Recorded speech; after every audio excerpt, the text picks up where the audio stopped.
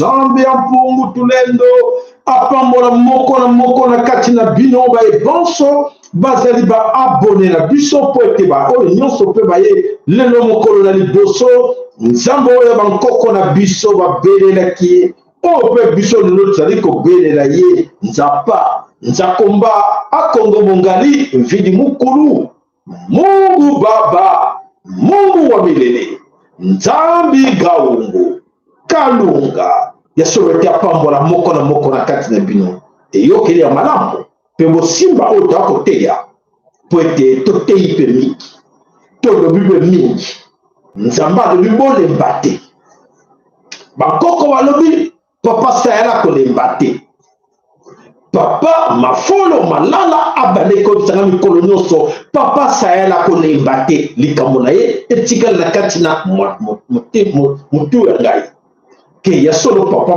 mafolo alobaki tolemba te toza kobunda bitumbu oyo tina suka nzambe apambola mpe bino ya solo te bolemba mpe nga te abo awi bolemba ngai te oyo mpe basungaka chaîne na biso bolemba te nga nalembi te bino mpe bolemba te po ete mingi bakota découragement babaya na bango makambo yango mpe oyo bani kozela nini makambo yango akende ndenge nini po ete ya solo toza plus de 60 ans ya bato bacréa oyo occupation occidentaux batuti baza na kati na système ça fait plus de 60 ans que nous le vivons bon yokandi kodémantele yango kopanza yango ekosenga kaka na kati des jours katetete po te bango mindele baoccidentaux edom eyaki kolongola biso bomoto po ete akotisa biso bonyama ça lui a pris beaucoup de temps bayala bastratégie nyonso bayaki balobela biso lelo banzambe bazwa bankoko na biso bamema bango na Portugal bakei kokotisa bango initiative bakoti bango oyo babengaka bainitie bango ça a pris du temps ya kobule basala ndenge nini fimbo tobeta bango fimbo tokata bango maboko tonyokola bango to-extermine bango tobotola bango mboka effectivement ça a pris du temps ti lelo tokóma te biloko mosusu tozolobela bino awa miso abi tete bakota badoute natika kosambela ndenge ndenge alakisanga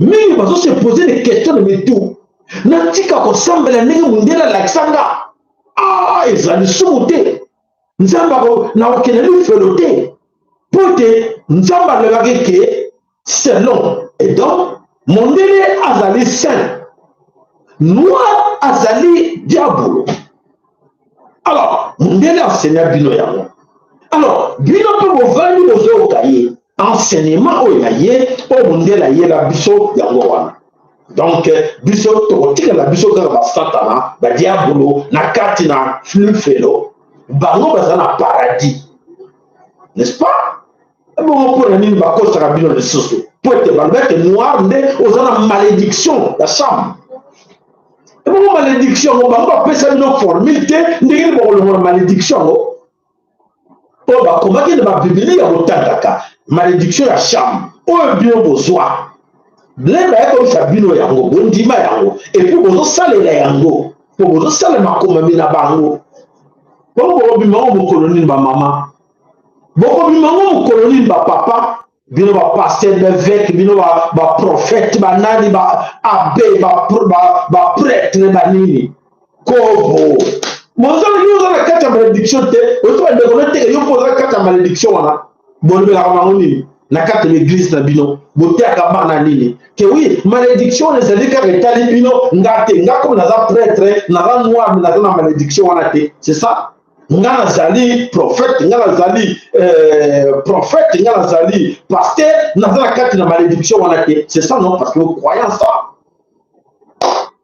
Voilà matin na moko na lelo yango wana moko na kati na biso ayoka retenir yango ntango ni fweni ona koloba ezamalo na nzambe oyoki oyokebeke ya solo yo zalinde mwana na nzambe ya solo nzambe nde akela yo na lolenge na ye elisusu po ete bayiba biso po ete baboto so moto na biso baye kokosa bino ke te bino boza bana na nzambe te biso bana na nzambe bino bana na satan yo bozo kobeye soko lobi kobeyisaka te ondimi yango tene tiela dedans oza wana na kati na makambo basala po ete bakotisa biso na kabakata makambo oyo tovivre na kati na mokili tomona justice bato baza baraciste nini mais qu'est-ce que vous voulez quoi bolingi basala bino nini mais c'est la bonne guerre alors oza na biloko motuya wana biloko malonga bakosali bakokosa yo bakomisa yo idiot po ete bango bazala nyonso eza ya yo bakosa dio na nini na nyonso po yo ndimela bango ke bango bato nde mpena solo napesa bango mpo nazwa bénédiction opesa bango mpo ozwa bénédiction c'est ça olanda bandeko bana solo ekolo kongo ya solo ete maso tolobelaka bino ya solo soki nzambe alobi tolobela bino inspiration ye tokolobela bino yango matondo na bino nyonso matondo na mbuta na biso MKN matondo epa na yo mama na biso wana lusakono matondo epa na yo papa na biso wili na mama na biso Marie na kati na Dallas matondo epa na yo papa na biso Kayenga matondo epa na yo papa na biso Emmanuel Yeko matondo epa na papa na biso Mikael matondo epa na yo papa na biso Makango matondo epai na yo papa na biso Pekos Wasongere matondo epai na oyo nyonso akanisa ta moke ya sala po ete ya solo esengeli tofuta courant esengeli tofuta internet ya solo matondo nzambe apambola bino azongisela bino yango po ezali maloba ya nzambe oyo osutenaka ntango bozosoutenir yango nzambe mpe azongisela bino oyo obimisa mpo na chaine na biso matondo voilà losako na bino nyonso bozali wana po ete bolanda nini tele bino mokolo na lelo alors bandeko mokolo na lelo ya solo omoni titre na biso tolobi eke Tshilombo l'apprenti dictateur a échoué sur tous les plans il a échoué dans la domaine nyonso ya vie a échoué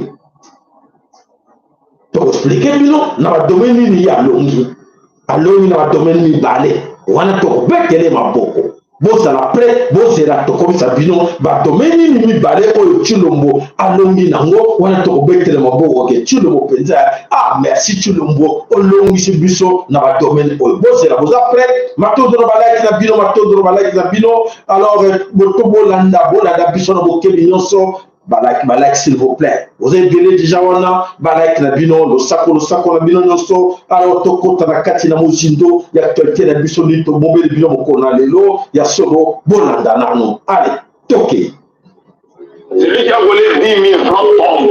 Celui qui a volé des tonnes et des tonnes de cuivre ne tombe pas. On doit se poser des questions. Ce sont ces gens-là qui devaient tomber dans nos églises. Ce sont des grands voleurs. Un sorcier qui a seulement ensorcelé, il tombe. Mais c'est monsieur qui ensorcelle tout un pays. Lui ne tombe pas. Ce n'est pas normal. Il doit tomber à la prière. Mais c'est profond. C'est profond. Celui qui a fait tomber toute une nation ne tombe pas dans les prières. Afouka l'église. Boda kone l'église na bino. Afouka la nini. Mazo tombe te. Et bon tolo banini. Wana nde nzama pour tolendo matondo pa na yo mama na biso bijou kizinga matondo na geste na yo nzamba pambola yo.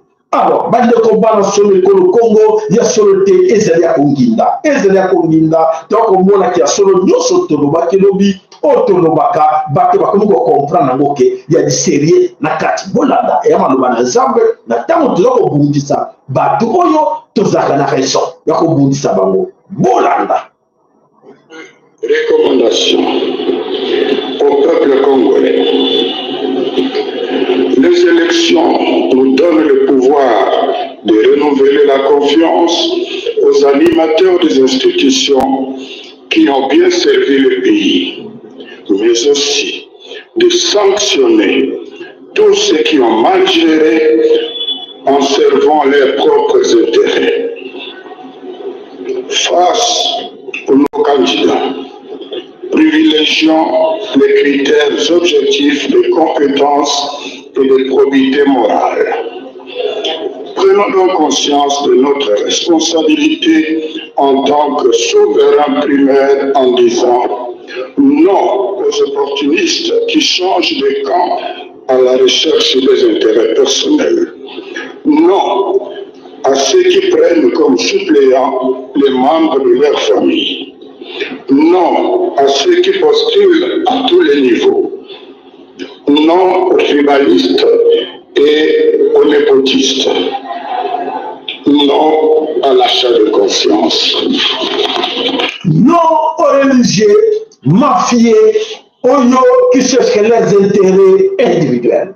Non aux religieux, mafieux qui cherchent leurs intérêts personnels, individuels, derrière, soi-disant derrière Nzambe, derrière Dieu.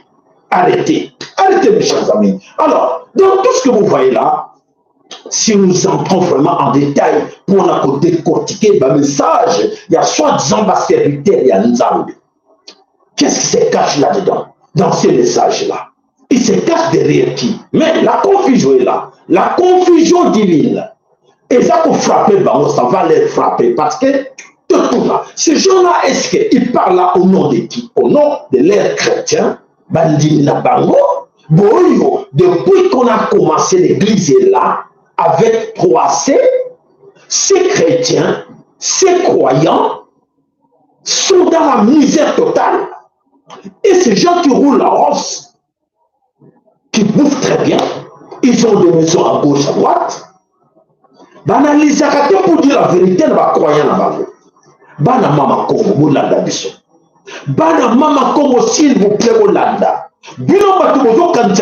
En refusant de suivre ces gens,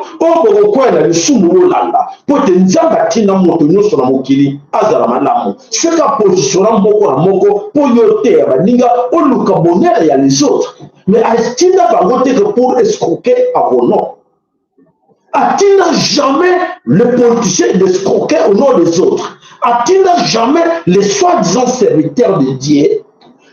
Là, pour te profiter de la position pour essayer d'avoir quelque chose, de faire le chantage, de gagner, et les autres va là. Combien de fois ces gens, tout le monde va gagner un bâti? Combien de fois ces gens, tout le monde va un million pendant les élections? Combien de fois ces gens nous ont assuré que ne vous en faites pas, nous irons aux élections, mais nous allons mettre des témoins, 400 000 témoins, 1 million de témoins, mais après tout, faut-il commencer à croire dans cette histoire de la mafia? Qu'est-ce qui se cache derrière ces gens-là? Il y a des candidats. On est clair. Là, ce sont, je vous dis la vérité, ce sont des candidats que l'Occident propose. Pour l'intérêt des Occidentaux. On va proposer, mais comme candidat, on a passé derrière le Vatican, et le Vatican les oblige. Comme candidat, on a travaillé pour l'intérêt des Occidentaux. Le Vatican, il va obliger de travailler pour ces candidats. Mais ce n'est pas pour l'intérêt du peuple congolais. Peuple congolais, maman oyebakufa nzala, maman bazana malnutrition na banana bango, maman bazana mai, les religieux sont là. Qu'est-ce qu'ils ont déjà fait pour la Colombie? Que non, ne seront plus les messes, n'allons plus la culte dimanche. Cette fois-ci, nous allons chercher à savoir qu'est-ce qui ne va pas, pourquoi vous souffrez. Et les pasteurs, et les prêtres, et les abbés, et tout ce monde, mon côté, alors que non, allez, tout le monde que non, trop c'est trop. Car il y a des messages pareils. Voilà, sur le Congo, alors la mafia qui règne là, alors ça me dit quoi? On a expliqué bien le rôle de l'autre. Alors, les humiliations de ces gens, qui sont des vrais Congolais, des souches, Mais, bazo se respecter. Bazo se respecter. Bachole, pasteur, bangonyoso, on est basé derrière des étrangers, ne se respectent pas. Alors, Bishop Sénéto respecter bango, non. Alors, Congo, la communauté européenne, les Occidentaux, la communauté de l'Est Afrique, comment est-ce qu'ils jugent avoir en présence de ces gens, les intellectuels congolais ou la classe politique congolaise? Bazo soit bango comme banani bolanda oyo bato bokansaka ke bato bazana bango en face ba considérer ka bango comme banani voilà. Ces gens oyo bino bopesa ka respect oyo bino bobangaka, ces gens là on attend la communauté de Tutsi, la communauté des occidentaux, la communauté européenne, la communauté internationale va respecter ces gens, va respecter bango pour nani batoyo ba respectaka ba konjo ya biso te soi-disant ba dirigeant na biso ba respectaka bango te pour nani ba respectaka bango te bana raison. Les Tutsis et les Occidentaux ont raison de ne pas respecter tous ces idiots soi-disant intellectuels, politiciens congolais. Ce sont de vrais idiots. Pourquoi? Si quelqu'un est en face des fous, aïe que moi j'utilise cet homme pour détruire chez lui, détruire sa maison. Ce qu'il a utilisé, il a se met KO chez lui, dans sa maison. Ce qu'il a utilisé, il a chez lui, il va me donner. Ce qu'il a utilisé, on a sens pour détruire ta famille, détruire ta maison, détruire tes proches. Est-ce que cet homme-là a quoi respecter? Des gens pareils, est-ce que Baton a quoi respecter? Tu dois faire ça. Fayoulou, toi, en combine avec telle personne. Et Félix Chulombo, toi, Jean-Pierre Demba, toi, les bateaux benga ba vrai Congo autochtone, bazo se comploter na bango pour la nuit Congo va détruire Congo. Est-ce que bateau va quoi respecter bien?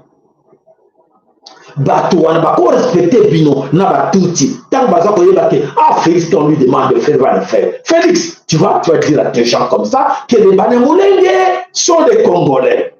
Félix, devant vous, à l'objet discours dans le bosso, les Banémoulenge sont nos frères, sont des Congolais. Est-ce que vraiment ces gens-là, qu'on va respecter? C'est la conscience. Conscience, non, va le est-ce que mon tour est conscient de tout ce qu'on lui demande de dire et de faire contre son peuple, contre ses populations, et il le fait pour l'intérêt de la puissance? Est-ce que ces gens-là vont respecter Bino de Mini? Vont respecter Bino? Tu ne vas pas respecter, tu n'as pas de valeur. Bino Nyonso. Parce que les Occidentaux se cachent derrière vous à 8000 km, à 6000 km. Ils t'appellent. Fais ça. Yo, mobile, va avec telle personne. Fais ça, fais ça. Pour l'intérêt dans Bango, il n'a jamais été au Congo. Bandé pour colonial, tout le monde a qui? Roi Léopold II n'a jamais mis ses pieds au Congo. Mais il a tué, massacré, volé. À l'aide de qui? Les Belges étaient là, les minéraux, les colons étaient là, mais c'est lui qui donnait des ordres. Et ces colons-là, mais nous vivons la même situation. Tous ça pour vivre la même situation. Quelle malédiction, on voit des gens, nos frères, qui se croient intellectuels, qui se disent qu'ils sont intellectuels, mais ils sont des idiots. Ce sont des idiots, des voyous. Et sinon, ils disent, oui, non, c'est la politique. C'est la politique, c'est la diplomatie. Quand on fait la diplomatie, on a une façon de voir les choses. C'est pas comme les autres. Mais tu es des idiots. Quelle diplomatie? Quelle politique que tu fais? Attends, au même moment, l'autre qui fait la politique en France, en Belgique, en Angleterre, aux États-Unis, son peuple a même comme maille potable. À on met la maille potable. Mais toi, on te demande par la voie de la régie des eaux, empoisonner tes gens, leur donner des vaccins, toi tu te prêtes pour donner des... Comme nous, mes chers amis. Voilà, matondo na bino, ezali ya pasi mingi ya komona ke ba politicien na biso ne bato, bazali ko fingisa biso na niveau nyonso. Tous ces gens qui se disent qu'ils sont intellectuels, bato azo fingisa biso. Alors, qu'est-ce qu'il faut faire? Si quelqu'un a ça déshonoré ngai, alors moi n'a pas pese respecter nga, n'a pas pese respecter, n'a pas finga yo. Parce que bato finga biso na étranger, bato finga biso partout que les Congolais, mais ces gens-là sont comment? Ils sont des idiots ces Congolais-là. Les bato finga biso ba idiots à cause de vous. Parce que vous connaissez qu'on prêter serment dans la franc-maçonnerie, dans la loge, dans la temple, pour obéir à la loi incroyable. Et nous sommes toujours finis à cause de vous. Qu'est-ce qu'on doit vous faire avec tout? Il faut donc finir avec vous. N'est-ce pas? Vous devez être respecté. Vous devez être respecté. Oh, c'est honorable. Oui, honorable. Tu mérites d'être honorable. Pourquoi on vous appelle honorable? Pourquoi on vous appelle excellence? Excellence en quoi? Honorable en quoi? Chef suprême en quoi? Garant nation en quoi? Les réseaux quota guerre, n'a qu'à tirer la mort pour tuer des gens.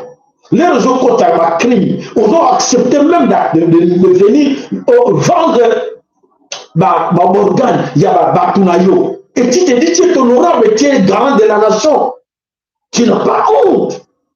Mais franchement, il faut avoir honte. Il faut mieux rassurer que non, j'ai fait du mal à ce peuple. Je ne mérite pas être appelé honorable, excellence, machin, garant de la nation, chef suprême. En quoi? Est-ce que vraiment au fond de toi, au fond de vous autres politiciens, est-ce que vous méritez du respect? Vous méritez du respect ou pas? Alors, la grande question est là, comme ça, alors, on a qualifié la réponse que vous avez mérité respect à votre côté. Le lot chéri commu par terre, d'un niveau trop bas, c'est suite à vos comportements. Suite à vos comportements, parce que tout le monde va voir qu'il a parlé du peuple. Tout le monde va voir qu'il a ministère, qu'il a ministre. Tout le monde va cause de la PDG, ma présidente. Tout le monde va cause de la on vous a choisi, on vous a mis là pour défendre les autres. Vous faites quoi? Vous faites quoi pour défendre les autres? Voilà, population de l'Ekomikole là. Les Congolais nous sommes là. Alors, tout côté de d'actualité, nakati na mosi d'actualité, balobike les jeux de la francophonie. Les jeux de la francophonie ont communiqué vraiment déception totale, l'échec total côté organisation parce que les gens ne sont pas habitués. Ils n'ont jamais organisé quelque chose dans leur vie. Alors, ils vont organiser quoi? Si aujourd'hui, ce qui se passe dans le Congo va organiser, il y a la francophonie, dans le Congo pour l'année. Les jeux de francophonie, c'est la stratégie de tout Rwandais qui est en place pour nous distraire. Parce que ça chauffe. Au Congo, ils sont au terre. Donc la France, les Occidentaux sont au terre. Il y a un crime au Congo. Alors, comme ils sont au terre, il y a un crime. Il ne faut pas faire oublier le peuple congolais que oui, bango batubaza ba au terre à crédité, bango baza na bango au terre, il y a plaisir, il y a un jeu. Avec des jeux pour vous distraire. Qu'est-ce qui se cache derrière ces jeux-là? Des crimes. Des crimes, ils ont commis par les Français, les Occidentaux, les Bombango, la sémagie la francophonie. Voilà la grande vérité là. Que j'ai la francophonie, il y a la bilan, et ça pour vous distraire parce que tout ce qui vous arrive là, vous connaissez là, tuerie. Et pendant même, la francophonie, tout est belé. Parce que vous comptez la distraction. Sur les équipes, la population, ça les instruit, intègre, la qualité, même pas qui me retourne à ce salon, n'est pas tout bien au diamant. N'est pas tout pour dire non à la France. Sur les équipes de Burkina Faso, sur les équipes de Mali, sur les équipes de pays où les personnes intègres, n'est pas tout mis. Mais ne vous en faites pas. Comme vous considérez binoté, vous avez faible, vous avez fainéant, et vous avez évité comme boulolé. Et voilà, Nzambe a constat la place d'un bilan. Mais vous avez réplique, salaire, vous allez. Retombez, vous allez. Melikamute Nzambe Azako Sala, mais barré tomber nango, na bino bati fallait vous sala action, comme vous salaté, Likamute. Voilà, là j'ai, pardon, le jeu de la francophonie, comme bien vous voyez, mais c'est pour distraire le monde, pour ne pas savoir des crimes qui se passent. Na kati ko le Congo des crimes, où est va français, bazo, va sa tuerie, na kati na Congo, voilà, ba massacre, ba assassinat, ba tuerie, ba enlèvement, ba kidnapping, le Koranyoso, où ils ont les canacats de Congo, et c'est les œuvres occidentaux, et c'est les œuvres français, na ba touti rwandais. Francophonie est entre les mains de Touti, et voilà, bah, l'idée que non, comme ça on va le faire oublier que si nous sommes là pour rien, et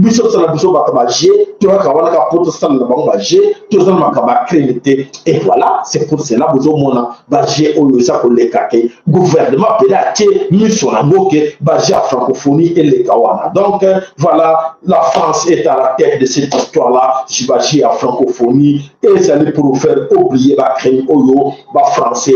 Basali, bazo continuer pour ça là, na mabele ko le Congo. Voilà, ba crime wana nyonso na kanisi échec oyo ya Chilombo ezali na kati biloko wana boko mona ngo boko vivre yango kalate na mabele ko le Congo. Alors, tokene nano à l'image, qu'est-ce qui se passe na kati na organisation ya oyo ya francophonie eza koleka na kati na mabele ko le Congo. Toki kuna keza koningana ya kosakana te na kati na Kinshasa baza kosala baza organiser jeu à francophonie, mais kuna ba population na ba ba pa ya baye ba lobby nini toyoka bango. C'est lui Yaknaba, c'est quoi du Burkina Faso? Vous êtes arrivé à Kinshasa, dites-nous d'abord l'accueil et tout, vos premières impressions. Voilà, on est arrivé, l'accueil c'était charbon propre, on a apprécié. Mais dès qu'on est arrivé, bon, on a vu que bon, c'était pas facile. L'organisation est facile. Alors, qu'est-ce que vous reprochez à l'organisation? Déjà, le site d'ouvertement, on n'a pas l'officier du site. Vous voyez que c'est un peu difficile pour faire un quartier venir, il n'y a pas l'officier du site. C'est très difficile. Voilà, même pour se soulager ces problèmes. Si vous voulez voir à ce niveau, réellement, ils n'ont pas eu. Ce matin, on était là pour le camp d'entraînement, on est venu rien faire. La salle où on devait s'entraîner, c'est bourré de matériel. Bon, on ne sait pas si ça va changer ou bien dans les jours à venir, ça va changer. Donc pour le moment, vraiment, on ne sait pas comment ça va se passer. Mais c'est inquiétant. Alors, l'objectif du Burkina pour célébrer de la francophonie? Oui, notre objectif, c'est des médailles qu'on vient pour compétir, c'est pour gagner. Et on espère qu'on va gagner. Seulement, c'est les conditions ne sont pas favorables, mais on espère que dès que c'est réuni, on pourra tirer notre épingle du jeu. Merci bien. Merci. Oh, humiliation ridicule. Voilà, là, Bozokomona, Bana, Burkinabe, Bakiti, Nakati na Kinshasa, Babaniko Yoka, Congo na Sango, Babaniko Yoka Kinshasa na Sango, Kinshasa na Angola. On y a Chilombo a voyagé plus de 200, 300 n'a pas d'eau. Est-ce qu'elle doit tenter les autres n'a pas maille en France, ailleurs en Congo, il n'y a pas d'eau. Il n'y a pas d'électricité. N'a pas site. Nzambe.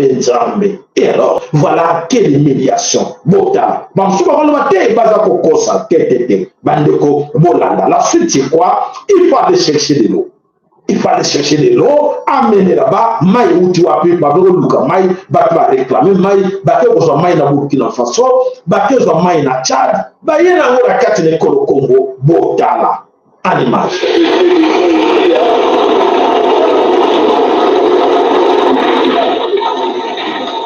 Voilà comment l'eau est distribuée dans le site. Et la francophonie. Non importé. Aujourd'hui, véhicule citerne ya kuna, véhicule citerne wana yango ne mutu na mai. Félix a commandé mai na Suisse. Avec Nono, Niger, francophonie, mai ou appelle en France. Mai ou France. Et voilà, il faut remplir pour aller déposer dans la chambre. Oh, Nzambe Langai. Ça c'est grave, ça. Quelle humiliation, Congo. Quelle humiliation, Chilombo. Dans quel domaine? Tous les Koloba, pour te toyer dans le domaine, Félix Tshilombo, Oyo Ako Koloba, oui, allez-y. Voilà, sur le paiement, voilà, Félix a échoué dans le domaine, non, Oyo, Nakati na vie, côté économie, échec, côté industrie, échec, côté armée, échec, côté sécurité, échec, côté transport, échec, côté organisation, même simple organisation, il y a pas G. Au niveau district congolais, même là, fait tu le mot, au quitter. Même la simple organisation, tu le mot, qu'est-ce que tu as déjà organisé dans ta vie? Parce que si tu échoues dans de petites choses comme ça, mais c'est grave. Maman Congo, vous attendez quoi à cet homme? Vous attendez quoi à ces gens? Bah, ça, c'est la biologie d'extra. Quand ils échouent dans de petites choses pareilles, bon, vous avez la biologie, bah, ça, la biologie dans les jours à venir. À part ça. Mais vous avez de la chance. Comme on vous a dit, heureusement, Tshilombo a réussi. Tshilombo a réussi dans 2 plans. Tshilombo, félicitations, bravo, bravo de tout ce que tu nous as fait en RDC Congo. Il faut te féliciter. Voilà. Dans le domaine Nibale, il y a vie sociale à Batou. Yo, réussi. Bravo Tshilombo, côté tribalisme. Côté tribalisme, bravo, il faut vraiment te féliciter. Côté frappe, côté détournement, bravo. Tu as beaucoup détourné. Tu as beaucoup volé. Oui, tu as beaucoup volé, tu as beaucoup détourné. Là, il faut vraiment te féliciter. Ah oui. Quand quelqu'un fait bien, quelque part pour son intérêt, quel que soit, il faut le féliciter que oui, tu le mot bravo, tu as réussi dans d'autres plans, quel plan, et voilà, au le plan tu le mot réussir dans il y a ce retour de ma beaucoup. Allez.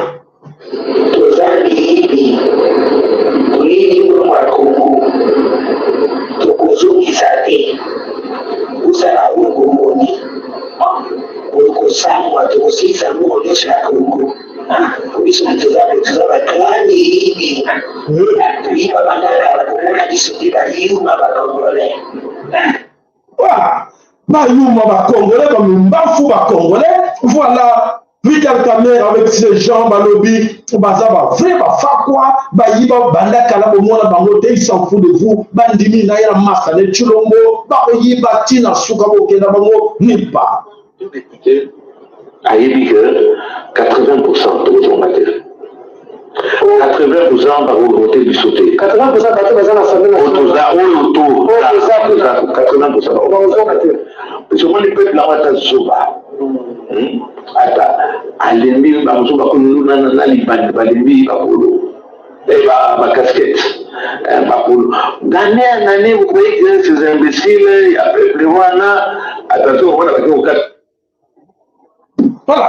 Tous les Konanda Bino, il y a solo Nassima Bino, on va reconnaître qu'il y a solo beaucoup de gens dans le sous-côté, parce que Toyebi Bino, Bozaba, Yibi, Bozaba, Fakwa, beaucoup de gens sur le pouvoir, il y a solo Bandeko, balance le Congo, pas, et on est exactement les Kanakat, les Congo, suivez-nous attentivement. Alors, Balobi pour la Bango, encore que, oui, Bako tente chance aux élections. Alors, qu'est-ce qui se passe? Tant qu'on ne comment on lobby, à nos quitte l'émission, à nous dire que non, papa, ils ont attaqué Fayoulou, Fayoulou n'est pas dans des affaires, il ne faut pas vous attaquer, il y a dirigé tes chèques à Fayoulou, et il y a Félix et Antoine Tshilombo. Bravo mon frère, suivez-nous mes chers amis, vous allez comprendre qu'est-ce que nous tous avons levé la bino, Moutou, Namoyi, Makamunini, Oyo, Ezali Koleka, Namabede Congo, et complicité. Il y a Fayoulou et Zawati. Parce que Fayoulou a mis ça comme opposant, n'est-ce pas? Oui. Fayoulou a mis ça comme opposant, Nakati Namabede Congo. Ah, Fayoulou, et le président Eli. Président Eli, Azako de Vandeke Badouanaye, Azako de Vandeke que Azonga a son pouvoir à 4 de Congo. Alors, écoutez, Bolanga Nimi et Zakoleka. Alors, Batinde de Busso, photo, n'a pas écrit audio. Le texte est là, la communauté internationale, donc les Occidentaux, sont allés voir Fayoulou. La RDC Congo la transition, la communauté internationale chez Fayulu, Lomé et Luanda réactive le plan de sortie de Martin Fayulu sur la transition pacifique en RDC Congo. La communauté internationale devient sur le schéma proposé par la Mouka après les élections chaotiques de 2018. Il est clair que les élections n'auront pas lieu le 20 décembre 2023. Il faut d'urgence un consensus politique sur la gestion du pays. Une transition de 2 ans pour les réformes et le retour des fondamentaux sur la formule 1 plus 2. Sur la formule 1 plus 2, Félix Tshilombo garde le fauteuil, du président, mais il est accompagné par 2 vice-présidents, Martin Fayulu du côté et de l'opposant, oui, alors, je vais reprendre mon moquet, alors, pour la meilleure compréhension, donc, sous la formule 1 plus 2, voilà, point. Félix Tshilombo garde le fauteuil du président, mais il est accompagné par 2 vice-présidents. 2 points. Martin Fayulu du côté de l'opposition et Dr Mukwege pour la société civile. Le MCC du président, au diable, le MCC de Joseph Kabila dans le gouvernement, Emmanuel Shadari et le ministre de la Défense, Raymond Tshibanda aux affaires. Donc, Martin Fayulu à l'époque a proposé qu'il y ait un texte où on a tout depuis. Oui, Martin Fayulu a raison. Il faut qu'il y ait un chemin pour être Félix Atika la Kibokonji, la transition, et Fayulu à Kotawana et Dr Mukwege. Alors, nous avons 2 petites questions à se poser et à vous poser. À qui profite la transition politique en RDC Congo? Ça, c'est la première question. À qui profite la transition en RDC Congo? Et qui a perdu des élections en RDC Congo au mois de décembre 2023? Question du balai, on a transition et vous profitez de Nani. Nani a la peur d'aller aux élections parce que la CENI est là, Denis Kadima est là, et Batounaï va bimisa beaucoup de millions na katina il y a trésor public pour l'équipement, pour la biloko, pour tout organiser, et on arrive presque à la fin, on me dit que non, il faut qu'il y ait une transition. La réponse est bien claire. La première personne Oyo Azaliko profiter na Elokoyo, c'est bien Félix Antoine Tshilombo. C'est la stratégie du départ. Oyo Tshilombo na Fayulu, Bayokanaki Nango, très bien. Il n'y a pas d'hasard, mes chers amis. Il n'y a pas d'hasard. La communauté internationale, pour intérêt d'abord. Pour l'intérêt d'abord, parce qu'ils sont bien avec Félix Tshilombo, ils en profitent avec Tshilombo. Adam Mayo faible.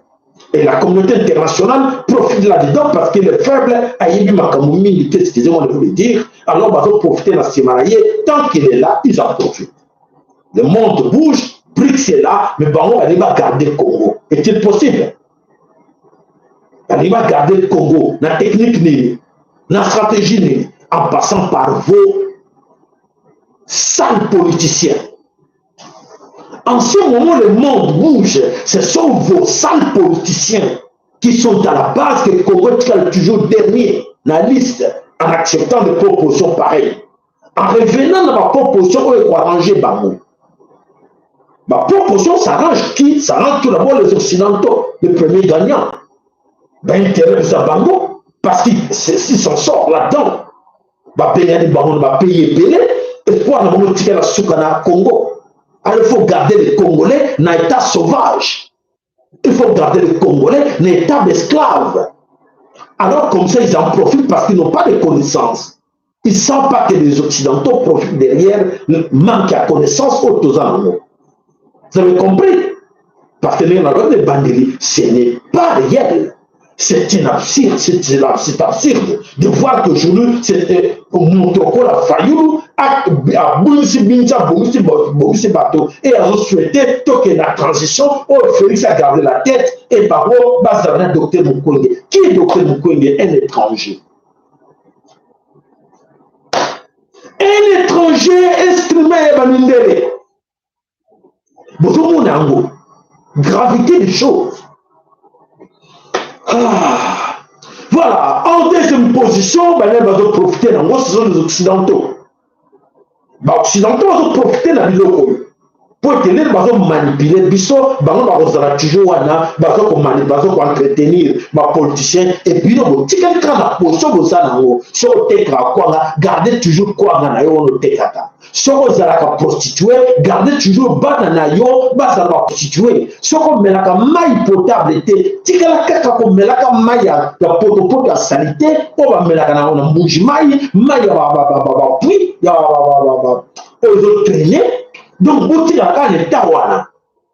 Tout ça c'est qui? Ce sont vos politiciens qui vous pensez que baya wana pour aider bino. Parce que la politique est allée pour aider ma population. Mais bango juste les contraires pour détruire ma population. Voilà la situation Oyo. Et ça connaît Kanakati le Congo. Nous vivons aujourd'hui cette situation. Oyo occidentaux, Bataba gagnant, n'a déjà Oyo, c'est ça qu'on les Kanama le Congo. Et alors, Fayoulou joue les cartes. Fayoulou joue le jeu. Oyo, il y a qu'on demandé la transition. Fayoulou a d'accord, c'est nous qui demande. Nous allons mettre un bango, soué na bango, et là, Fayoulou demande ça. Fayoulou, c'est lui qui nous a proposé ça, et nous allons aller la transition parce que Fayoulou est celui qui, bien sûr, Fayoulou, parce que la proposition, oui, c'est notre leader. Il a souhaité qu'on parte la transition à 10 ans. Bana mama Congo, c'est à vous de comprendre la situation Oyo, et ça koya na kati na bele Congo. Alors c'est à bisonyo so bana so le Congo, tout telema, tout bundé la Congo et non tout tikala na ba bisoba Oyo nyoso, et ça koneka. Voilà bande ko bana so le Congo ya solo et ya participer mawa ya komona la situation toujours komona que toujours ça les photos bimanango. Et bah pour tirer la biche à l'unité, il préfère qu'on reste là, tout tirer la carabe esclave, comme ça l'Indien va continuer toujours qu'exploiter bicho, qu'on détruit le Congo, pour être bicho moko to Congo sans rien, na katina mboka et le Congo. Allez, bandeko bolanda image oyo tolo ba pe tous on a muke na yango et le onini ezana sima ya image oyo to tirer bino tout de suite là, bandeko bolanda tant to ba ke zala na bongo na katina mutuna yo. Tango na banekolo bandeko bundele kolo Congo ko bundela leader politique te ko bundela parti politique te bundela mabele kolo Congo mama Congo aza konyokoma jour moko na lobaki yango na lobaki je me souviens encore ndeko na biso ndala azalaki na problème banika ke bashikote bamemaki na prison na lobaki mes frères. Comment t'ôter à la bonité? Pourquoi de ne pas comprendre la situation que vous avez derrière le bateau de la leader politique, on choisit le logo et on va faire souffrir le bino. Bon, il y a tout ce qui est là. Tout ce qui est là, bango et tout ce qui est là, bango. Bayoka quitté. Mais la monde, c'est comme si quelque chose, il y a un pas. Il y a un pas. Oyo est bougé. Un pas est bougé dans la même personne que je parle là, na Komoya Ndala. Ndala, alobini, bolandaye. Vidéo vous poussez, mais ils allaient vraiment important bolandana no Ndala, alobini. À partir de moment c'est quand on vient autour d'un enfant. Donc ici, autour d'un enfant, vraiment on a des ramasses. À quel moment on quitté, la belle en maille, on a tiré la serre pour l'envoyer sur le banc. Après ça, on a qui ça, tout le monde là. Vous allez partir dans le Donc, moi, il faut le faire des mots. Mais c'est les autres, oui, ça a raison. Maintenant, ça a raison de mon kilo. Ah, vous avez raison. Et ça, allez, les amis, prenez rendez-vous. Bon, donc, bien, bon, on a souci. À partir du moment où c'est quand on vient autour d'un annonce. Donc, ici, autour d'un annonce, donc, vraiment, on a dit, on va démarquer. À quel moment on a dit, on a dit, on a dit, donc, la tirée d'un serment pour l'envoyer sur le banc. Après ça, ah bon? On a dit ça, pour tout le monde là. Donc, comment on a trouvé quelque chose? Vous allez partir dans le livre. Ah, non, comment ça partir? Donc, moi, il faut le faire des mots. Mais c'est les autres, oui, ça a raison. Moi, ça a raison de mon kilo. Ah, vous avez raison. Mais ça, Mon frère Ndala, Kimbango Tangi Combo. Mon frère Ndala, Kimbango Tangi, moi je connais très bien, il y a très bien. Jacob Producteur, il y a très bien. Ndala. Kimbango, moi je te réponds maintenant parce que tu as cité le nom de Kimbango. Otika na makola Kimbango. Kimbango est un fanatique à Moutouté. Kimbango, si on veut que Kimbango est un fanatique, il y a politicien. Et alors, on coupe sa politicien, n'importe quel politicien. Alors, on coupe surtout à Congo, le Rosa Kimbango.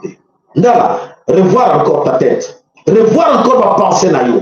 La pêche au conseil. Je dis, la pêche au conseil. Bon, bazar tout autour de Ndala, bon, il y a eu ça et que Ouyoka, Mounia na yo, papa, c'est un lobby raisonné. Comme on tangi, Omiko Kimi Mbula, na Ebale. Mbule za konoko le bide mbule za denye na bona ngari mbwaki na kati na kati na maipo Kimi Mbula. Ndenge ngando akima. Mbula na Ebale. Ok, la carte na mal. Arrêtez. Arrêtez s'il te plaît. Mon frère, arrête. Parce que quand tu dis que comme la Kimbango, c'est là où est touché là. Et on a répondu. Ce qu'on n'a pas quitté, on a zappé. Mais on a répondu. On a répondu que maman, on va béni, maman, Marie, union salité. On a répondu que maman, Marie, union salité. Maman, Marie. L'anda le cola maman qui peut vita.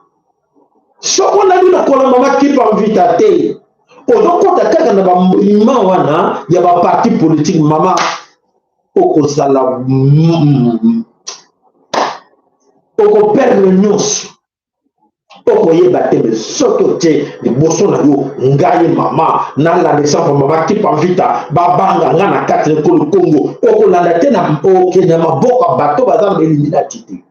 Bato baza kati ma formation te boba simba makila na maboko na bango te boba leka te ka pesa sima na bango ba pesa liboso ba pesa mipandi te keba ndeko na ngai nyonso tant to pesa conseil na Ndala to pesa conseil na jeune nyonso na bandeko na biso nyonso to ko bunda keba boyeba ke makambo eza ko kende nzamba za ko zongisa wo sima te Nzamba za kubongola mokili. Alors, je me dis que moi, chance, comment fenêtre formule lio. Pour te obimela wana, bima mon bima. Zonga luka porte, bima la porte. Ko tricher te. Si on tricher, donc pour la perdant, pour te auto-tricher. Quand quelqu'un parle, ah, Kimbango, Mvulusi Kimbango, Ndana Zali, Motine Mvulusi Kimbango, mais kuna le dit, toke na élection, oh, Kimbango za yote. Kuna le bilo otanga parti politique Kimbango za yote.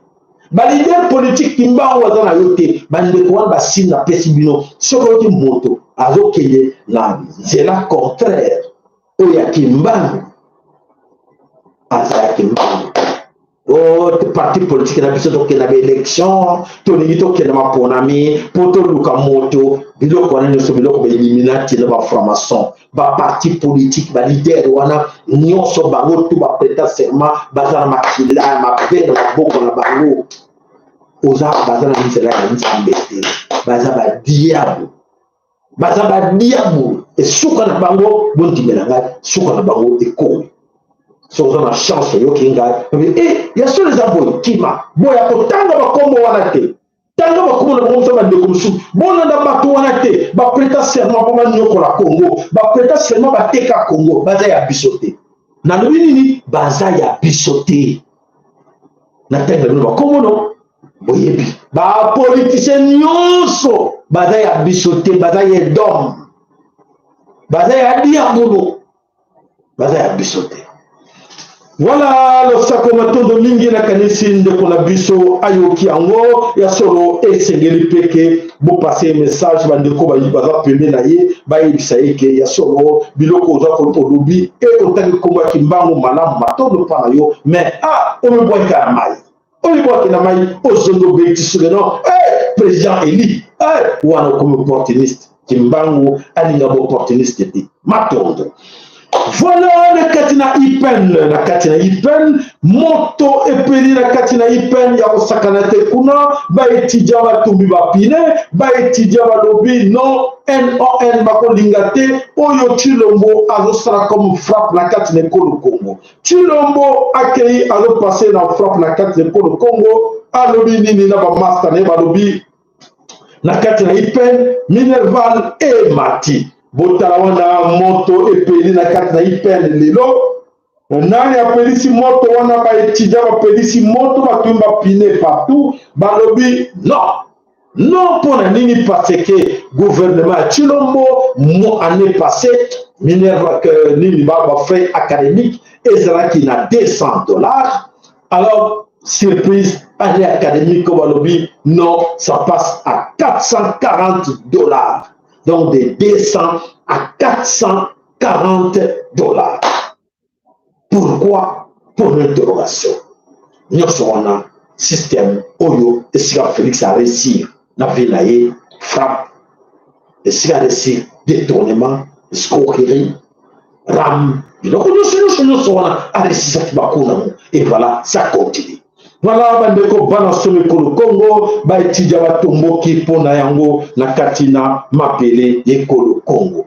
Alors toke na lombango tokota ma sujet na biso oyo ezoleka na katina étranger. Le sako mato de mboka bino to ya kawana fote to bisa bino makambo nyonso oyo ezali koleka bo bazana mata koyoka bayoka o bazana na miso ya komona oyo eza koleka na kati na mokili bayoka ka bamona bayeba ke ya solo mokili ezali ya koningana mokili ya koningana qu'est-ce qu'il faut na mokili oyo eza koningana bolanda.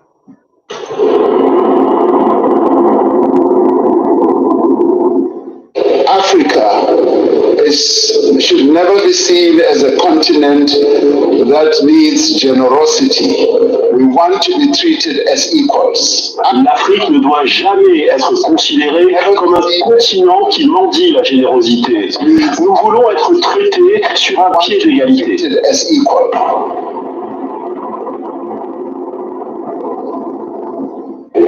Pour le FMI, l'objectif du sommet pour un nouveau pacte financier mondial atteint. Nous nous sommes engagés à mobiliser 100 milliards.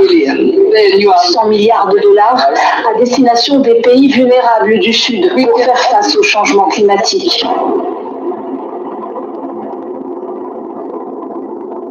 Bonsoir. Oui, bienvenue sur le plateau du Journal Afrique. Alors, bâtir un nouveau partenariat financier mondial, nouveau contrat entre le Nord et le Sud, soutenir les pays du Sud dans la lutte pour le climat, c'était autant d'objectifs à atteindre, une ouverture. Si on doit faire le bilan ensemble pour le continent africain, quel est-il selon vous? Des grandes ambitions pour de tout petits résultats, c'est assez clair.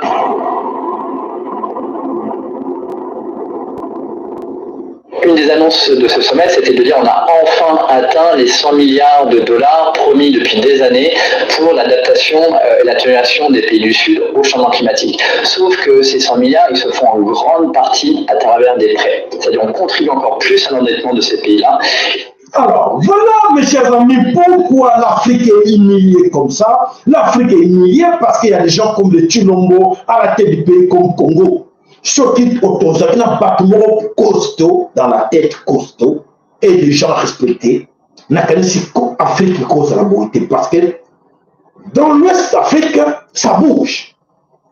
Dans l'Ouest Afrique, ça bouge. Dans l'Est Afrique, dans le Centre Afrique, dans le Sud Australie, dans Australie Afrique, nous sommes bateaux bazanga mitou na makom. Pourquoi? Dans le nord, à côté de la Afrique, ça bouge. Il y a un grand changement. Mais surtout, qui est nassé? Kobanda kaka mboka ba côté bloc wana il y a STO ezali derrière les Tutsis, derrière occidentaux pour dicter bango parce que occidentaux va se jouer qui vrai pour avoir l'Afrique de l'Est wana nyonso Kenya ko Éthiopie ba pays wana tout bloc wana tout ba occidentaux ba jouer qui bango na maboko occidentaux par exemple bango na maboko en passant par ba Tutsi parce que ba grand traître ba que ba niloti wana ba originaire d'Afrique et ba ko trahir bango ba tizaka bango pour na ko trahir Afrique centrale en passant par des gens comme le Félix Antoine Tshilombo et comment on appelle encore Sassou Nguesso et le Jean Lorenzo et voilà l'Afrique est partie. Voilà la situation autant comme nous comme Alélo na cause surtout il y a 3 ou 4 têtes on va signer Afrique centrale bango bazana à l'origine on la Gabon autant la communauté parce qu'elle est déjà mourant. Donc c'est la France qui est là, la carte du Gabon. Ce n'est pas un Gabonais, c'est une Française qui dirige le Gabon. Vous voyez, il y a tout le monde. Et alors, dans d'autres pays africains, c'est grave. C'est grave ce que nous vivons. Voilà. Alors, voilà, ils ont comme tout comme en Afrique centrale, qu'on va lutter. Non, on est mieux. On est mieux avec les Blancs. Laissez-nous vivre avec eux, parce que nous sommes bien avec eux. Alors, tandis que Makabo nyonso eza koleka na monde entier batwali pour sentir la montée. Alors il est grand temps que chacun na biso ameka koyeba à l'origine c'est quoi, qu'est-ce qui se passe na Afrique. Les pays du Sud de se développer, quels seraient les leviers pour stopper ça? Alors quand vous regardez par exemple un pays qui est une ancienne colonie française, le Congo, ou même le Gabon pour être franc, on prend le Congo. Le Congo, le Congo-Brazzaville, bien sûr, le Congo-Brazzaville. Le seul bien que le Congo-Brazzaville exporte, c'est du pétrole, à 96%. Le seul bien, c'est du pétrole. Ce pétrole-là est exploité par des compagnies étrangères. Total en premier lieu, Total à 60% quasiment, et Eni à 30%, et puis après vous avez un peu de concurrence sur les 10% restants, mais c'est des compagnies étrangères. Le prix de ce pétrole est déterminé sur les marchés internationaux. Et le partage de la production, parce qu'il y a des contrats de partage de production entre la compagnie qui s'installe et le pays, il est déterminé en fonction des données sur un gisement, ce qu'il pourra extraire, la profondeur, le coût, fournis par la compagnie. Donc il y a une véritable asymétrie d'information pour négocier le contrat. Vous savez, quand vous négociez un contrat, normalement, il faut que chacun ait la même information. Si quelqu'un a plus d'informations que l'autre, ben, vous faites souvent avoir. Pour un immeuble, vous achetez un appartement, il y a des problèmes, des fuites, on ne vous le dit pas, vous faites avoir. Donc là, en fait, ces pays-là sont dans une situation où ils ne déterminent pas le prix d'un bien, qui est l'exportation majoritaire de leur pays. Ils ne contrôlent pas les volumes, la production, qui est faite par des compagnies étrangères. Et sur les contrats de partage, tout est basé sur les données des compagnies. Donc dans ces conditions-là, je ne vois pas comment ils peuvent se développer. Et donc qu'est-ce qui se passe? Vous prenez le Congo, en fait, il y a un bateau qui arrive, un tanker qui prend du pétrole, qui ne stocke même pas au Congo. Hein. Il se casse en Europe, là il le vend, et sur cette vente-là, il donne une partie au Congo que lui gérera. Donc ils ne maîtrisent pas du tout leur production. Ils l'ont dans leur sol, mais ils ne la maîtrisent pas. Dans ces conditions-là, même si on donnait les manettes à un président qui ne serait pas corrompu, ça c'est un autre débat. Mais je ne vois pas comment il peut se développer. Surtout vous avez un coup le pétrole qui est à $100, là comme c'était le cas, alors là ils en profitent bien sûr, puis vous avez le pétrole qui était à 0, comme c'était le cas du Covid, où là c'est la catastrophe. Donc c'est très difficile quand vous avez des volatilités de rentrée budgétaire d'avoir une vision de long terme. Alors comment on fait pour sortir de ça? Pour sortir de ça, il faut que les pays africains à avoir chez eux leur propre industrie de transformation, de raffinage, industrie enfin une industrie. Mais le problème pour avoir une industrie, qu'est-ce que vous devez avoir au début? Vous devez avoir certes des compétences. Les Congolais ont des compétences. Parce qu'on a beaucoup parlé en économie, oui, le capital humain, il faut les former. Ils ont des compétences, ils ont d'assez bonnes compétences. Il faut après des fonds. Et là, ils n'ont pas de fonds. Personne ne veut prêter aux économies africaines. Vous avez vu, nous? Voilà, dans les choses ne doivent pas simplement. Il y a pour moi, on a des choses pareilles. Il y a que c'est un président africain, on le fonds. Mais ils prennent cet argent, on le voit comme condition. Pétrole n'a pas la censuration, pétrole ne soit en France. Azipambongo y a la commission, Azipambongo y a pas mené en France. Comment peut-on s'en sortir? Il y a besoin de bailler, il y a à Yibi Oyaye, à jouer à personne m'a beaucoup à Yibi.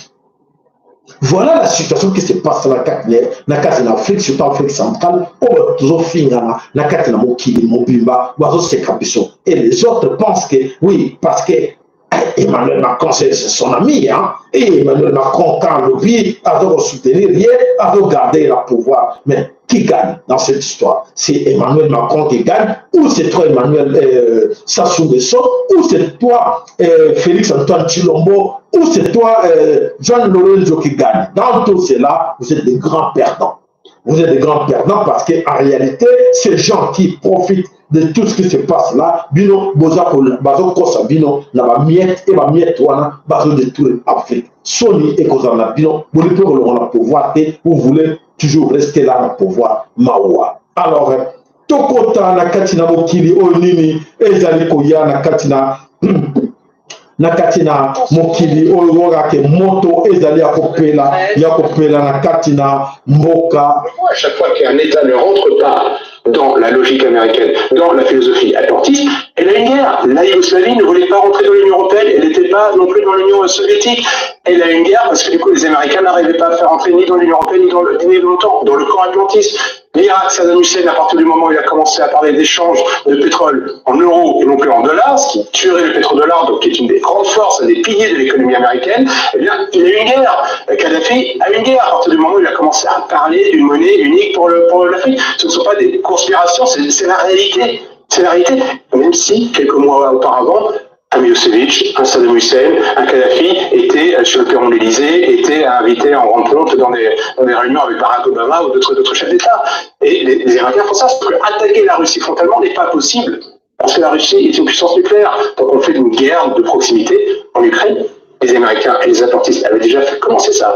En Géorgie, ils l'ont fait dans différents États, en Kyrgyzstan également, les fameuses révolutions de couleur, révolution de la rose, révolution de orange. Il fallait à tout prix affaiblir la Russie. Je vais vous citer un autre penseur américain qui est Zbigniew Brzezinski, qui lui, dit dans son livre Le Grand Échiquier, qui est vraiment un livre à lire sur le comprendre. Voilà, mais malheureusement, ce n'est pas le cas. Vous savez ce qui se passe aujourd'hui, la Katina, Nani, la Ukraine, et ça a passé. 4 heures après l'attaque sur le pont de Crimée, la Russie a lancé des essaims de drones sur la ville portuaire d'Odessa, dans le sud-ouest de la péninsule. L'armée ukrainienne a déclaré avoir détruit une grande partie des engins. En réalité, les Shahed, les drones kamikazes iraniens, sont conçus pour compenser d'importantes pertes. Leur coût très bas, quelques $20 000 l'unité, leur permet de voler en essaim afin de maximiser les chances d'atteindre les cibles. Par ailleurs, leur destruction engendre souvent des dégâts à cause des débris.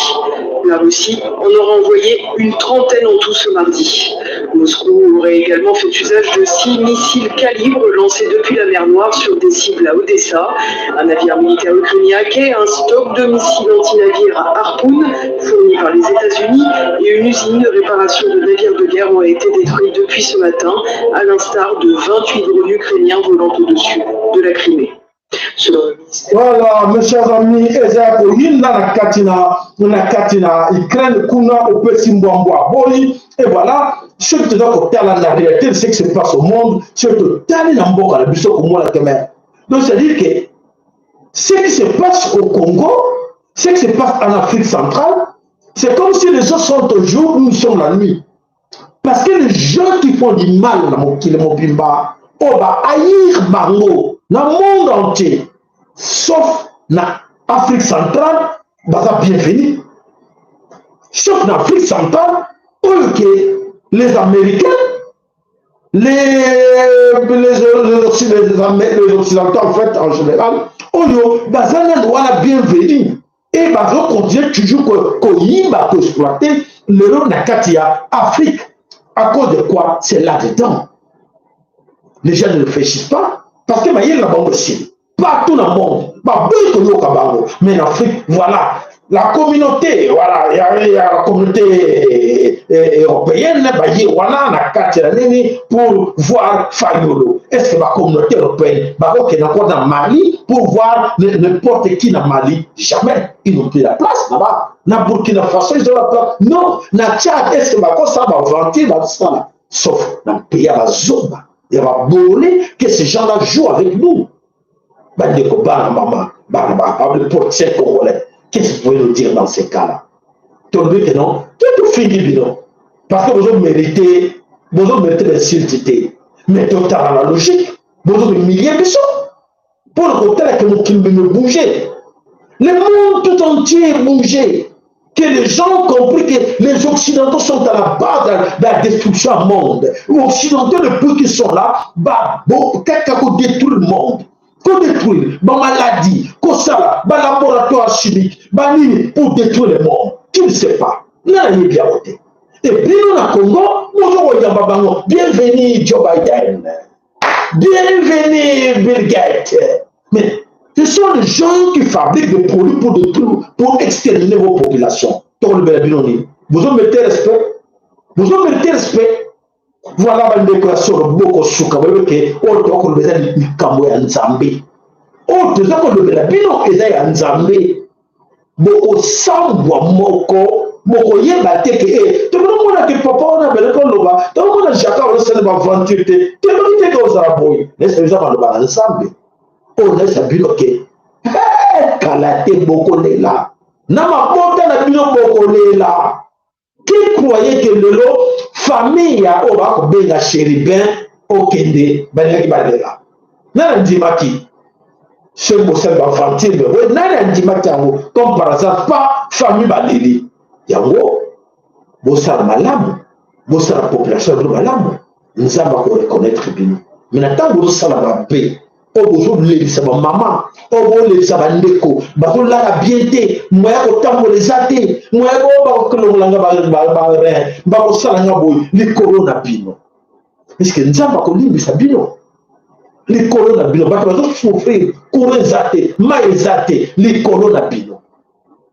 transport malamu zate insécurité partout likolo na bino malamu bokotina ngo nzambe pe azali matondo pa na yo papa peko se vansongele na jeto sali matondo zamba pambola yo papa na biso peko se vansongele voilà matondo pe pa mama bijou kizinga to mona ki geste na yo nzambe apambola pe yo. Voilà contribution na bino yango wana bandeko matondo na ba geste pour ça comme ça c'est un grand plaisir pour na c'est vrai que on sent que vous allez connaître musala au déjà pour ça vous na bin tout na bin longo pour na contribution ya au déjà pour ça matondo. Alors, ben, comment le Congo, ça bouge de partout, et nous sommes les Kanakats de Congo, na kati na mokili, bate bele bazako ye bate ke mbongwana na mokili, et zako kota ndenge ya kosakanate. Alors, nous sommes ayebite ke mbongwana zako kota, lobby na kati na mokili, batwana bakolela. Bolanda élément totiel na bino, boye bake mokili ya Nzambe et baloki. Il a été le premier avion furtif de l'histoire, conçu pour être quasiment invisible aux yeux des radars ennemis. On voulait voir si l'avion allait être ou non repéré. Je suis allé au centre d'observation radar pour voir ce qui arriverait quand l'Oscar passerait. Et tout à coup, on a eu l'impression qu'une échelle venait de tomber sur le toit. En fait, c'était l'onde de choc due au passage de l'avion. Et personne ne l'avait vu sur les écrans radars. Apparemment, il répondait aux attentes. L'avion peut traverser les États-Unis d'une côte à l'autre en 70 minutes. La caméra qui équipait cet avion volait à Mach 3 avec une résolution de 30 cm. Imaginez un objet au sol sur lequel vous posez un quadrillage avec des carreaux de 30 cm de côté. Un peu comme sur du linoléum, avec des carreaux noirs, blancs ou gris. Un objet de 30 cm de côté était reconnaissable, même si on ne voyait pas sa structure interne. Le fauteuil en photo un champ d'assaut couvrait des centaines de carreaux. Et il était facile à identifier. Il a été le premier avion furtif de l'histoire. Voilà, bandeko wana ba Eve Oyo, Russie a venu prouver la carte na mokili, bat américain ba no s'attendre teke ba ko vivre makambo oyo bazali ko vivre nango lelo ke ba mona ba réalité ya oyo nyonso eza koleka ba avion moko ba surprise oyo président Vladimir Poutine atiaki bango bavali komona ba pareil mosusu bazondima te kuna na eza kopela moto ya kosakana te na kati na Ukraine moto eza kopela kuna bato baza koyeba te ndenge nini mokili eza kotambola ndenge nini. Alors, Tolanda. Dans l'est de l'Ukraine est de plus en plus féroce dans ces derniers jours. Les troupes russes ont atteint en une journée les postes de commandement des 125e et 126e brigades de défense territoriale situées en RPD et dans la région de Kherson. Cela a été déclaré au ministère de la Défense de la Fédération de Russie. Selon l'agence, plusieurs entrepôts des forces armées ukrainiennes contenant des munitions ont également été détruits dans la journée. Dans la direction de Kupiansk, des frappes aériennes et d'artillerie du groupe de troupes Zapadneia ont touché des unités ennemies situées sur les territoires de la République populaire de Louhansk et de la région de Kharkov. L'ennemi a perdu plus de 30 militaires, 2 véhicules de combat blindés, 3 véhicules, une monture d'artillerie automotrice Grozdika et un obusier D-20.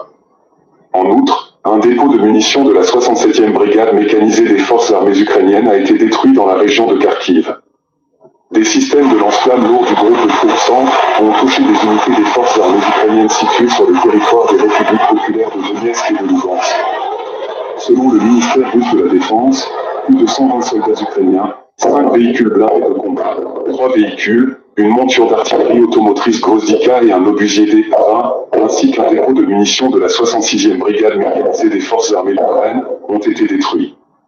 De plus, un dépôt de munitions de la 54e brigade mécanisée des forces armées ukrainiennes a été détruit près de Kramatorsk, RPD. Dans les directions Sud-Donetsk et Zaporozhye, des frappes aériennes et d'artillerie du groupe Vostok ont touché des unités des forces armées ukrainiennes situées dans la région de Zaporozhye. Au cours de la journée, l'ennemi a perdu jusqu'à 50 militaires des forces armées ukrainiennes, un véhicule de combat blindé, 2 camionnettes, ainsi qu'une monture d'artillerie automotrice Grozdika dans ces directions. Le chef par intérim de la RPD, Denis Pushilin, avait indiqué que 75% d'Artyomovsk était sous le contrôle d'unités russes. Jusqu'à 40 militaires ukrainiens, 2 véhicules de combat blindés, 15 véhicules, un système d'artillerie M777 de fabrication américaine, un obusier D-30 et une monture d'artillerie automotrice Grozdika ont été détruits lors d'une attaque par le feu dans la direction de Kherson. Depuis le début de l'opération militaire spéciale en Ukraine, les forces russes ont abattu 406 avions, 228 hélicoptères et 3736 drones. Elles ont détruit 415 systèmes antiaériens, 8626 chars et autres blindés, 1079 lance-roquettes multiples, 4563 pièces d'artillerie et mortiers, et 9426 véhicules militaires spéciaux.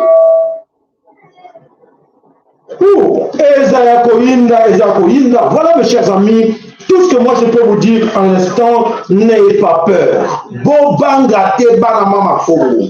Bobangate parce que notre cause est justement Bobangate. Ba oyo basali bino mabe. Boyo babomi bino. Baye bakoti bino esika na ndenge bozali lelo boza kolela insécurité boza komona sorti nango te bandeko na biso bino ke bobanga te mais naza kosenga na bino ke chacun de vous a responsabilité ne na maboko. Chacun de vous a responsabilité na maboko pour la koloba ke écoutez ce qui m'arrive oyo eza koyela biso ezali makambo oyo biso moko tozango en charge. N'attendez pas parce que l'ennemi azali affaibli. L'ennemi est affaibli par rapport à ce qui se passe dans la Katina, Ukraine. L'ennemi était derrière l'ennemi de la Russie. L'ennemi est l'ami des Ukrainiens nazis. Alors, l'ennemi n'a plus sur nani ba tout Rwandais. Et le lot, c'est tout Rwandais, bazali le lot, ba perdre nyonso. On a sabino, ko bangue comme na kanambango, baza koye bate par quelle porte ba ko bimela na Congo. Alors, comme l'a fait hier, le lot, je répète encore une fois, attention, attention, angele bana mama Congo. L'ennemi a ko bima pas bate. Avant sortir à l'ennemi, Namabele, Kolo Congo, il faut attirer Badega. Alors, Badega, oh l'ennemi à Otika, qu'est-ce que nous devons faire, nous? Toler là, l'ennemi avance. Toler l'ennemi avance, te permettre d'y abandonner, attaquer Bishop Pote, abomber la Bishop Bandeko. Odakoloba, Dakoloba.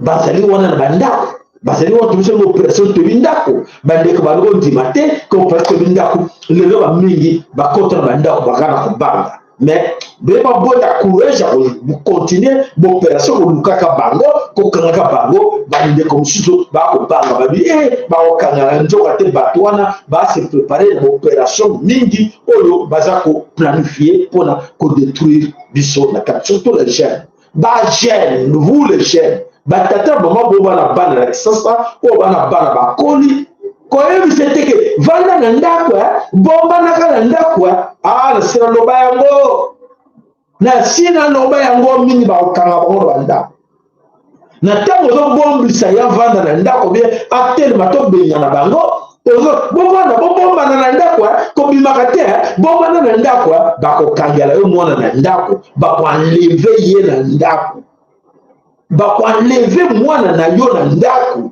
bakwanleve koko na yo ou neve na yo na kati ya ndako opesaka lizoke papa solo bangi na solo bangi cousin na ngai na kati ya ndako basolaki fui bakoni kocontrole na ndako bakangi je bakenda na ye bokomona bakotilize bakokomba chair ya canon bakotilize bakokomba chair à canon. Alors qu'est-ce que nous devons faire en ce moment? Nous sommes tous obligés de chercher l'ennemi, obligé de combattre l'ennemi. Et c'est par tous les moyens. Ok, mokola biso, to luka to combattre l'ennemi. N'ennemi, to luka bango, bayaki, na minduki, na ba armement nyonso, et à la 4 de Congo, et bimate, et zawana. Dans leur plan, c'est hier, avant-hier, dans le bloc Makambo, nous avons répété encore, na plan na bango, bako kende, pour ba yemi déjà que, bazao na débandate. Ennemi master na bango va perdre comme va perdre guerre kuna na Ukraine va perdre tout va ko sur Afrika imate ya minduki pour Afrika mais ba ko ya na mboka wana misusu Emmanuel Macron zango a ça sembla ko ti dans na Ukraine nzokate ba armement wana misusu ezo tourner ezo ke na Rwanda ezo kota na Congo pour que ezila kaye ba minere nyonso wana échoué. Alors c'est à nous, biso ba na Congo, toluka yebisa ndeko, benga ba coup de fil. Ba yoki yo malamu, ba boy na ko yoka yo likamote ngape na lobakate, boy na bino ko yoka ngala, likamote boy ko yoka ngai. Alors likamote, mais esengi biso moko to bundele Congo, tango ifwe. Bobanga te elonga eza ya biso. Bobanga te elonga eza ya biso. Na lobi bobanga te. Bobanga te baoye bele baza kotuna ngai bakomando visi baza wapi na lobi bobanga te naloba bayeba te na lobi lelo bobanga te nzambe aza au contrôle ntango nzambe aza au contrôle ya bakomando invisible nzambe aza au contrôle ya baoyo ya ye nyonso baza koyeba ndenge na kobunda ekolo Congo azali kotia moto na place na ye tango karate makambo ngonde ekokoka tomoni ndeko abengi alo ndeko losako epai na yo maloba epai na yo losako papa saya losako bandeko bazolanda biso nalingi na komplete eloko moko mpona bandeko basomba basifle bazala banzungu soki eloko esalemi na ndako moko babeti banzungu basifle babimi baankadre babumi wana bango mpe basala légitime de France eloko nalingi na bakisa yango wana. Merci Matondo, ce sont des stratégies oyo nyonso esengeli ya koloba. Merci Matondo mingi na papa na biso solo na stratégie wana voilà idée mosusu ezalaki na biso oyo tenge tobosana kosina bino. Alors toza ko demander soki gouvernement Congo eza complice na eloko oyo te oyo eza lolaka nguluzi elobi boye batata bamama bapopulation bino bolisa bandeko na bino ke à partir de maintenant basalaka contrôle véhicule mon côté et le caca vitre moteur fermé na babalabala nyonso ya véhicule nyonso à partir ya lelo na kati ya ville mobimba ya Kinshasa ou Congo mobimba ba vitre nyonso ba voiture nyonso ezalaka na se voiture moko te ezala chauffeur o vitre eza kokanga ntina suka e ezala kota bapassager vitre moko te ezala kokanga mpo na nini boyoka oyo eza lelo laka mvuluzi mbango elingi ebikisa bandeko. Alors objectif que bavitre ekita ata lelo na kati ya voiture ata bapompe parfum wana na ntango bakopompe soki bavitre ya kofongwama mopepe ezali ekokwesa motu te. Soki bavitre oyo eza kofongwama moye basala crime ekozala te po ete mazomuta moto bazomenase motu kuna voiture. Voilà oyo stratégie oyo ngai na proposé ok bopanza yango bandeko nyonso oyo nyonso aza na besoin akatataka moi parti oyo. Je répète encore, à partir de maintenant le lac Mvulu s'est proposé na gouvernement congolais na congolais nyonso partout dans la ville à Kinshasa bon banako vérifier voiture mon côté mutuka mon côté camionnette mon côté et les kaba vite tambola na kati ya Kinshasa ba vitre ko matati na suka ba vitre nyonso mituka nyonso ekita ata mbula eza konoka ata mopepe ezali kosouffle ba vitre nyonso ya ba voiture nyonso na se. Alors moto nyonso oyo aza komona voiture eleki aza kotala na kati a bapassager baza de baza 3 baleki soki bazomenase moko bakomona bazomenase kuna soki mpe bapompe baparfum bazopompe po neutraliser bato mopepe ekosouffle yango ekokangama te place moko po ete moto anyokwama azala étouffé. Voilà stratégie auto-proposée qui est à partir de maintenant bopanza message oyo na bandeko na bino nyonso ekende Kinshasa mobimake à partir de maintenant vitre moko te en voiture ezala ya kokanga na ba voiture nyonso ebana kotambola même mituka minene même ba voiture ya transport na ba voiture personnel nyonso ba vitre nyonso na se. Voilà matondo na bino wana stratégie autozui pour empêcher pour protéger bato na biso bakufa milité. Voilà matondo na bino so na ki biso bale baleti suka lo saké pa na yo mama vale luna lo saké pa na yo papa Michael matondo pa na papa Michael matondo pa na yo mama na biso ana lo saké no matondo pa na papa na biso Vansongele matondo e pa ya mama na biso bijou matondo na bino nyonso wandeko ko kantsaka chaîne na biso papa na biso Willy na mama Marina Katina Dallas, matondo mama Meje, matondo lo sako na mon Césarine, lo sako pa ina yo mama Vreluna, lo sako na bino nyonso bonda ki biso le luto pesi rendez-vous na biso lobby nsamba bakoko na biso pangola moko na bino bobanga te la victoire est certaine ezana maboko na biso bobanga te wana naza wa assurer bino à 200% que la victoire est entre nos mains. Oya salama bena kati lekolo Congo oya simba makila ya bandeko oya likida bandeko oya sakrifia bandeko bilia kibango bikoki mama Elise mo santo lo sakepana mama sali shungo lo sakepana yo lo sako na bino to kutani mukuna lobi ingeta ibobo